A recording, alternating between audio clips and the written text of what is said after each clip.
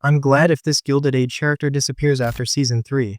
I'm just gonna say it, if Ward McAllister doesn't come back in the Gilded Age Season 4, I'll sleep better at night. Yeah, I said it. But here's the real question, do you feel the same way? Or am I about to become public enemy number 1 in the Julian Fellows fandom? Because listen, I've got tea, I've got receipts, and I've got one burning theory that might make you rethink everything you thought you knew about this character.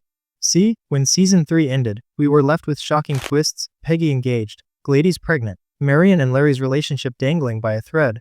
But among all those headlines, one thing quietly happened that might have killed a character's entire purpose. And no one's talking about it. Why? Maybe because we've all been trained to think Ward McAllister is essential to the world of the Gilded Age. But what if I told you he isn't? Think about this, have you ever watched a character overstay their welcome? The one who pops up, stirs drama, and then suddenly feels like clutter.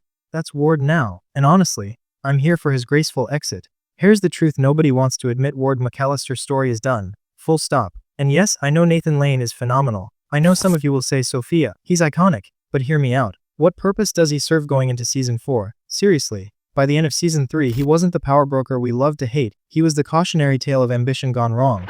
He was the guide to this glittering, treacherous world in Season 1. He taught Bertha Russell how to claw her way into high society. He was Mrs. Astor's whisperer. He was the pipeline between old money's arrogance and new money's hunger. But Season 3 stripped him of all of that. He went from kingmaker to exile with one book, Society as I Have Found It. And let's not pretend this wasn't genius storytelling. That book wasn't just a plot point, it was his own execution.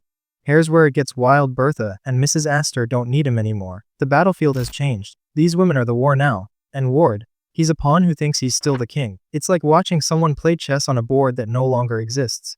And before I reveal the forbidden secret behind why Ward's removal could completely reshape the Gilded Age in Season 4, quick pause, if you're deep into this world like I am, hit that subscribe button right now. Because trust me, what I'm about to share next, no one else is connecting these dots, and you don't want to miss where this is going.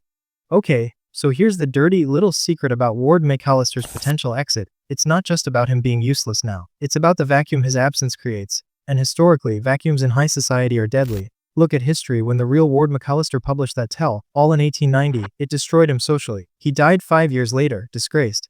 But what the show hasn't told you yet, and I can't believe no one's talking about this, is how that scandal empowered the women he once controlled. Think about it. With Ward gone, there's no more middlemen. Bertha doesn't need a translator to old money, she is the headline act.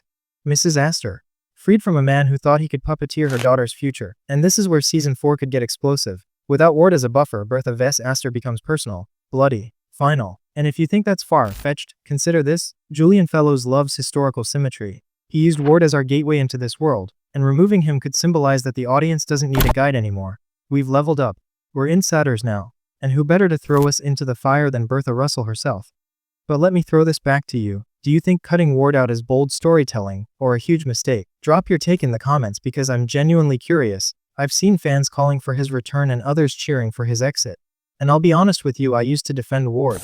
Back in Season 1, I thought he was the best written schemer on TV. Now, he's that friend who shows up uninvited and eats the last slice of cake. You love them once, but you're secretly hoping they cancel next time. Do you want to know the kicker though? The one final reason Ward's exit could be more impactful than any scandal in the Gilded Age so far. It's tied to Peggy Scott's engagement, and I guarantee you haven't heard this theory anywhere. Alright, buckle up. Because here's where this all ties together, Peggy Scott's engagement. What does that have to do with Ward McAllister's exit? Everything. Because while Ward's downfall was a quiet scandal, Peggy's engagement is about to explode into a social earthquake. And if Ward was still around, he'd have been the one to weaponize it. He'd have whispered in the right ears, twisted the narrative, and tried to profit off it. But now, that control is gone. This isn't just a love story for Peggy, it's a direct challenge to the social order. A black woman engaged in this world, in this version of New York's elite society. It's not just radical, it's revolutionary. And without Ward to act as the gossip broker, the story doesn't get filtered. It spreads like wildfire, pure, unstoppable, raw. Which leads me to the forbidden knowledge that's been staring us in the face since episode 1. The Gilded Age has always been about the collapse of gatekeepers. Ward McAllister was the last of them. When he's gone, the gates aren't just open, they're torn off the hinges. So let's make this interesting. Imagine you're Bertha Russell right now. Ward is out. Mrs. Astor still looms. Peggy's engagement threatens to shift conversations. Do you A. embrace Peggy? Weaponize progress to cement your legacy. B. quietly undermine her behind closed doors to keep the old guard comfortable. C. or do you throw caution to the wind and declare war on everyone? Drop your answers below and don't hold back. I'm dying to see how ruthless you all are. Honestly, I asked a similar question in my last Gilded Age breakdown, and the responses were wilder than half the drama in this show. And let's be real, if you've been here before, you know I'm not innocent either. Remember when I swore Bertha would never get the Duke of Buckingham to her ball in season 3? Yeah, I had to eat my words on that one. So note to self, never bet against Bertha Russell again. Bye. But that's what makes this show addictive, isn't it? It's not just pretty dresses and fancy ballrooms. It's watching people play with fire. It's watching ambition burn through the rules of a world that pretends it can't change. And Ward McAllister, he was one of those rules. Outdated, unnecessary, like a landline phone in 2025. And I know some of you will argue Sophia, removing him removes the camp, the humor, the satire. I get it. I love the sly smirks, the whispered insults. But ask yourself this, does holding onto a character for nostalgia's sake make a better story?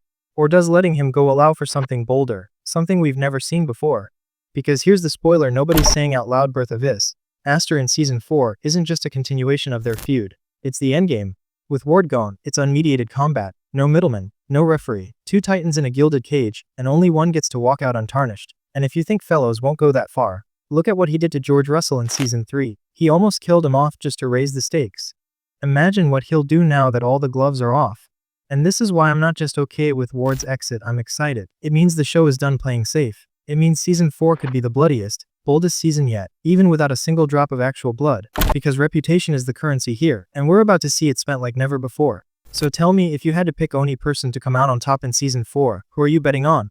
Bertha, Aster, Peggy, or someone we're all sleeping on, like Marion finally snapping and burning it all down? Go to the comments and make your case and be ruthless.